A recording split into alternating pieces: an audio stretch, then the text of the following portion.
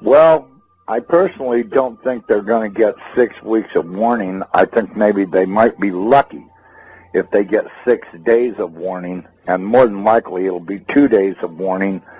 And they were told a month and a half ahead of time so that way they'd have time to decide what they wanted to put in their bags. Mm-hmm. And that 6 weeks of warning is nonsense.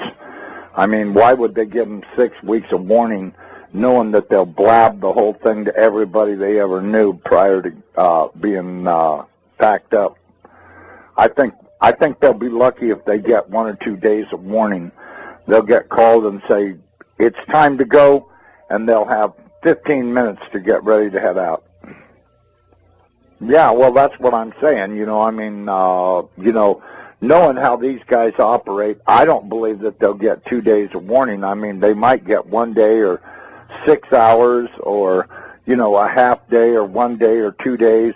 I don't think they'll get more than 2 days. I mean, really, do you? I think they have a good idea what the trajectory of this thing is, but I think we're not really going to see it until it's right up on our ass. Well, I'll tell you what. That would be my guess, that we won't see it until it's on us. But I will tell you one thing. We'll have some really good warnings if everybody's looking up and paying attention. First off, they'll notice red dust on the windshield of their vehicles. And at first, it'll be light dust, indicating that it's 10, 15 hours away. If they notice that the dust is real noticeable on their windshield, they can bet that it's in less than 10 hours away. If they have heavy red dust on their windshields, it's only a matter of hours away, and they'd better immediately take cover because they're out of time. It's too late to decide to load this or that up. I don't think there'll be a lot of warning, but when we were looking at it on the Hubble, this red dust field appeared to be going out at least as far as maybe 2 times the size of the planet. So, that means that it's probably a few 100,000 miles going out into space around it, all the way around it, which means that just before it arrives, which will be a matter of hours, we'll start seeing red dust coming out of the atmosphere onto everything. And of course, a vehicle windshield would be the best thing to spot it on, because then you'll be able to see its true color and realize that you're seeing the red iron oxide dust from it. And that'll be probably between that and the earthquakes. And I think probably as it approaches, we'll start to hear the electromagnetic interference between it and us, maybe see bizarre events in the sky with the clouds, and, maybe colors flashing around in the atmosphere. There'll probably be quite a variety of warnings that it's approaching and that it's within hours of passing. It's going to be a lot more. The CIA people I talked to said that they're expecting at least a 220 to 230 degree roll, maybe a little more. They fully expect the center of the United States to be at the equator when it's over. No. I'm saying 220 to 230. That's what they're guessing. But then again, you got to remember. That's still a pretty good clip. Yeah, well, this thing's going to go by and give us a spin, and that's where we're going to supposedly stop. They told me they ran 10,000 case scenarios on shifting the planet upside down. They did it 10,000 times on the Earth. They tried different locations to see what they'd come up with, and it averaged out at 220 to 230 degree roll. So, I think probably them knowing the trajectory isn't, I don't think that's a matter of question. I'm sure they know the trajectory. I'm sure they know the exact minute it's going to show up. I've heard a lot of stories that I would only tell you in private about this, because it's so far over the top, most people would go into immediate denial if they heard it. So, the most I can say is that they better be expecting at least a 180 to a 220 degree pole roll when this happens. And as far as that bulge around the center of the planet, I got news for everybody. This thing is going to do a very fast roll, and that water is going to go everywhere. The Lord warned you. The oceans will roar from pole to pole. Is there some part of that nobody understands? The average depth? Yeah, what's the average depth of the ocean around the world? 10,000 feet. 10,000 feet. It's about 2.5 miles. That's the average depth of the ocean. Although the depth does increase at the equator because there's spots where it's averaging 7 miles deep. Pole rolling into the position of the South Pole. That means that the North Pole has got to go through that bulge before it can reach its final resting place. So we're going to have 7 miles of water doing some serious washing around on the land. So let me ask you this: if we did a 220-degree pole shift, would that be an instantaneous pole shift, or would that be a? No, it's going to be, as I understand, it's going to happen over the course of half an hour to an hour. And actually, they said 28 minutes. That's pretty instantaneous. That's pretty fast, yeah. That's pretty fast. We're going to probably see 400-mile-an-hour wind on the surface. We're going to see big-time water splashing around. We're going to see earthquakes that are so bad that it'll set off every volcano ridge on the entire planet. Every volcano ridge on the entire planet will be going off. The tectonic plates will be being jerked apart by probably miles apart, as the surface of the earth will be like a bowl of jello. It'll be flexing around so hard that every tectonic plate everywhere on the planet will open. The volcanoes will be shaken so hard that they'll start erupting. It's going to be one horrific scenario after another. You're looking at hell on earth here. This ain't going to be no joke. This is going to really eliminate a lot of people because either they didn't know about it or they didn't believe, or, you know, whatever the case may be. It's going to be a real shame for them because I'll tell you, when Nibiru rolls the planet upside down, it's going to kill 4 billion people. And that's the first day. And the rest will survive on.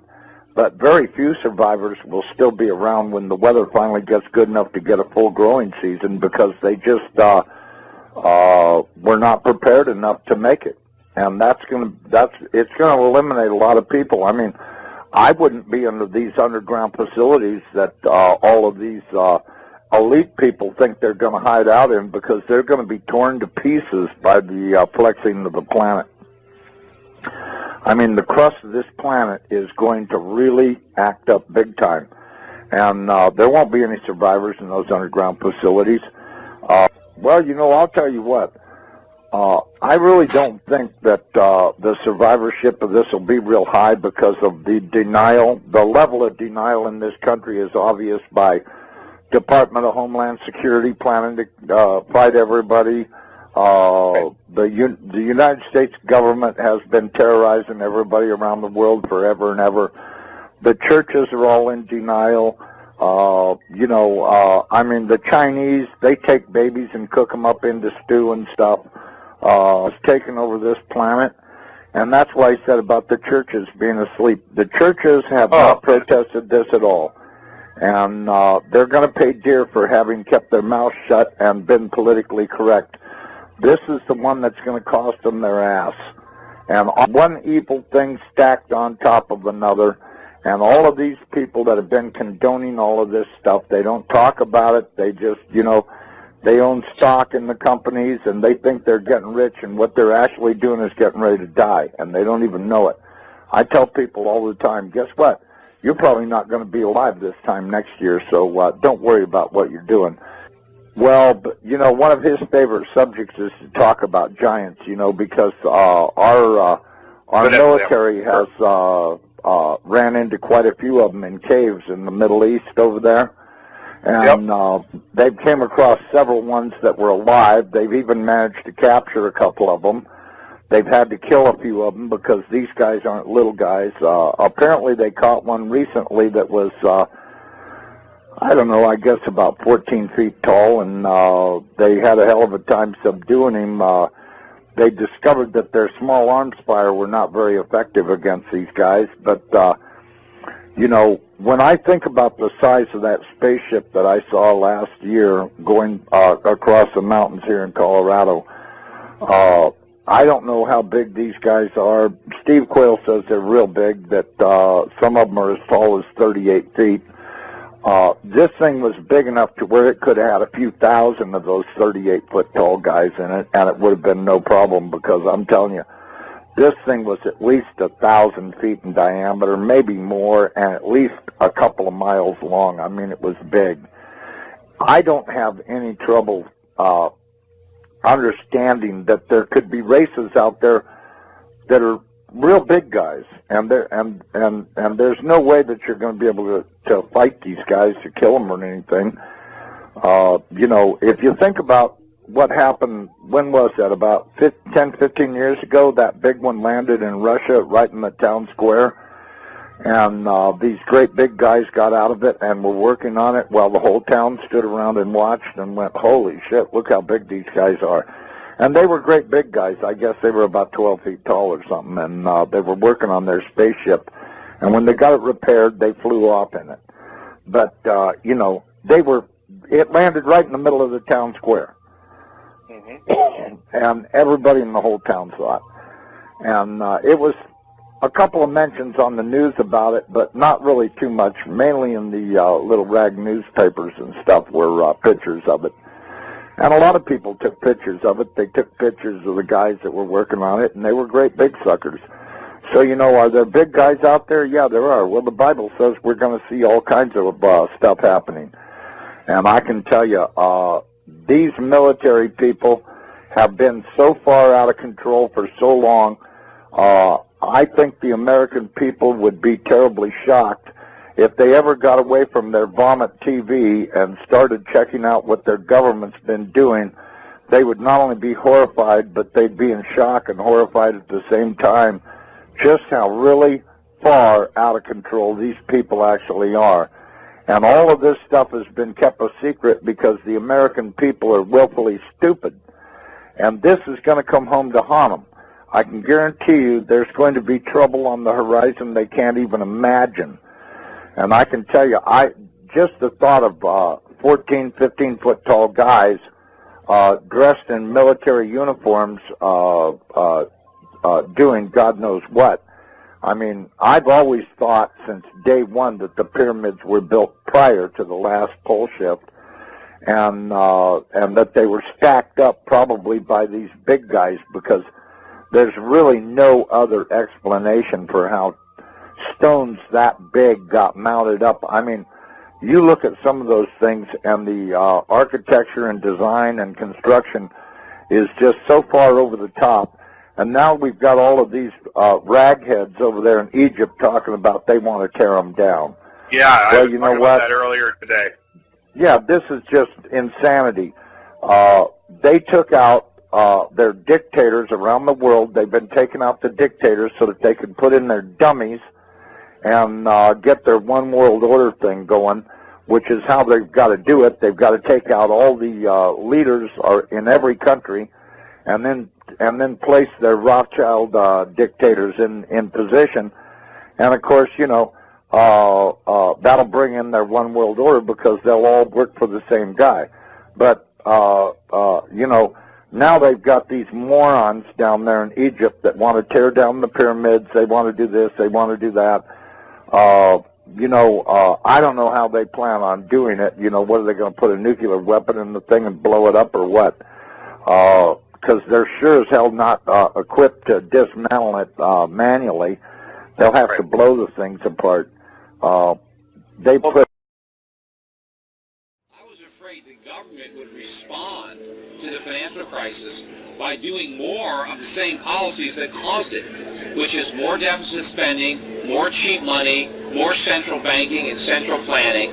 And as a result, I think the U.S. economy is now poised for a much bigger collapse. I think that what's coming is a sovereign debt crisis and a currency crisis that will make the financial crisis of '08 look like, the proverbial Sunday school picnic. This is something that's affecting the economy right now. Oh, absolutely. The fiscal cliff specifically is one of the major ways in which the slow recovery that we have could be completely derailed. Hard landing in China, euro collapsing, problems in the Middle East, and fiscal cliff is probably paramount in that area.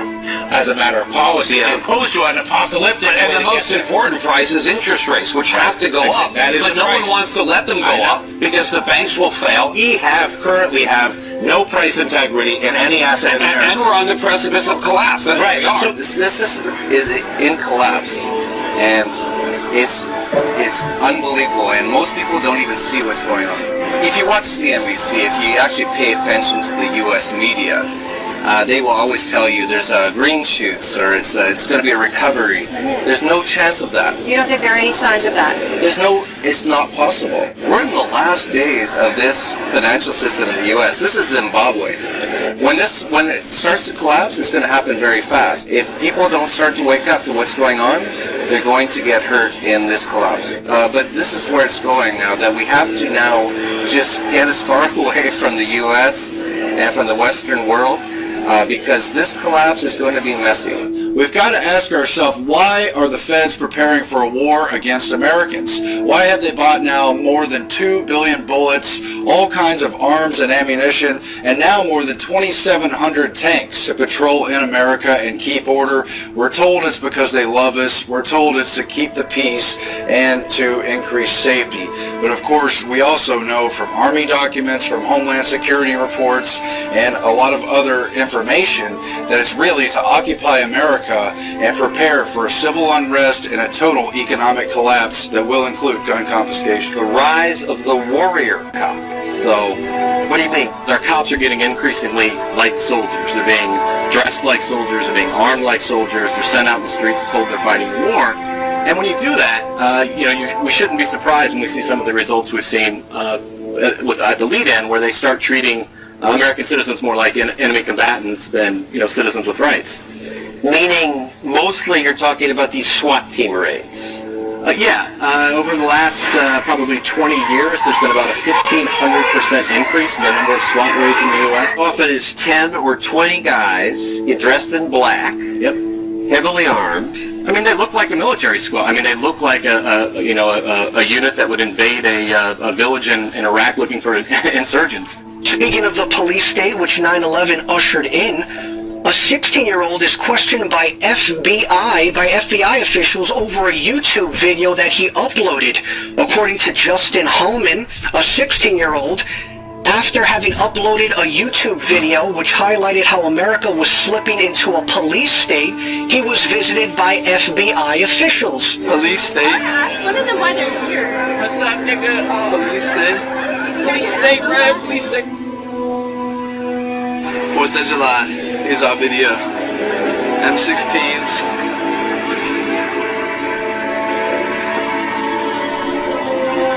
Because we don't live in a police state, sir. Martial law has not been established in this country. Open the door, sir. He's got his hand up. You're going to kick my door. You kicked my door down.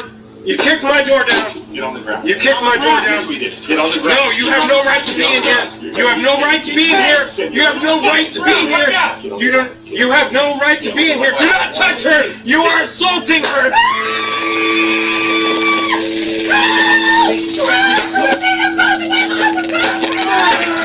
Yeah, I didn't open up the door. I went open up. Now they're barging in my door for what reason?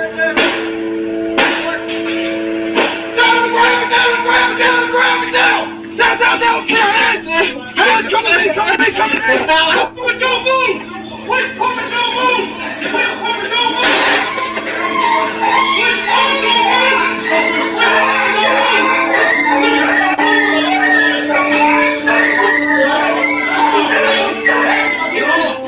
If what we saw in response to bombs was that, what would the response be in the wake of something bigger Is that when we'll see martial law take effect across the country? And more importantly, will people just accept it entirely out of fear?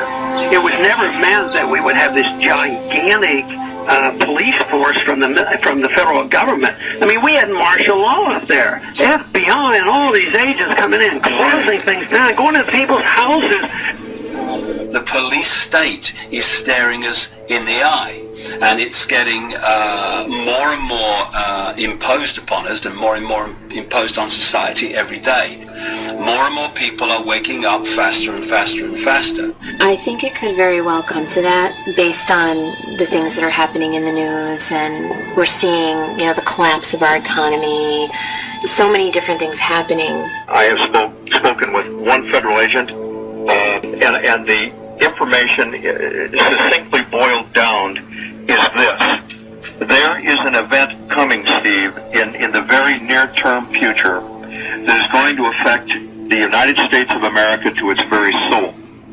That what is being planned, as you and I are on the air tonight, and what has been coming together into that old term, the perfect storm, is literally brewing right over our heads.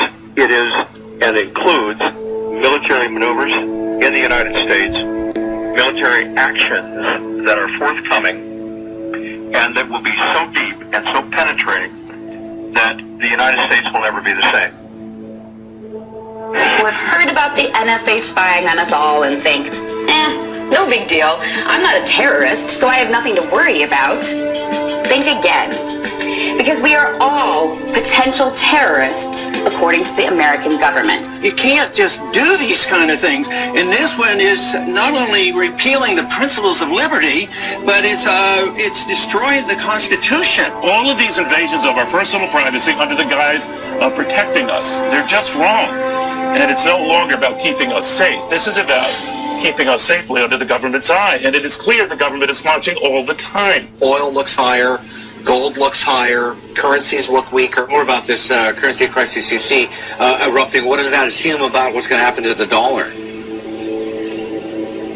Well, it assumes that the dollar will utterly get destroyed and become virtually worthless. I don't know how that inevitably resolves itself.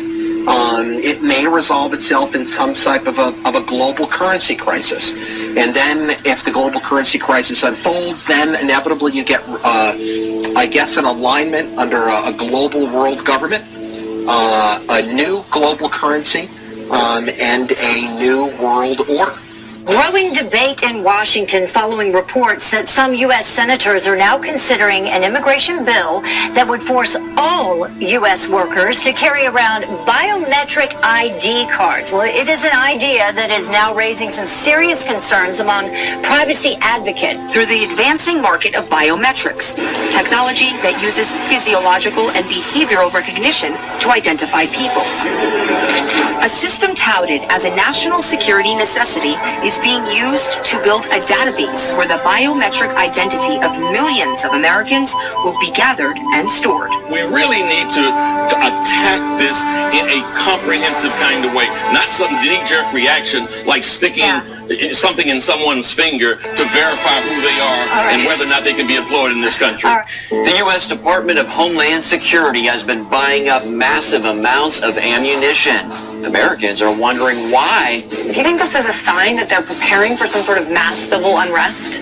If you look at what the Department of Homeland Security has been purchasing over the last year, it comes out to like 1.6 billion rounds of ammunition, more than 7,000 fully automatic assault weapons, 2,700 MRAP type vehicles, and now drones.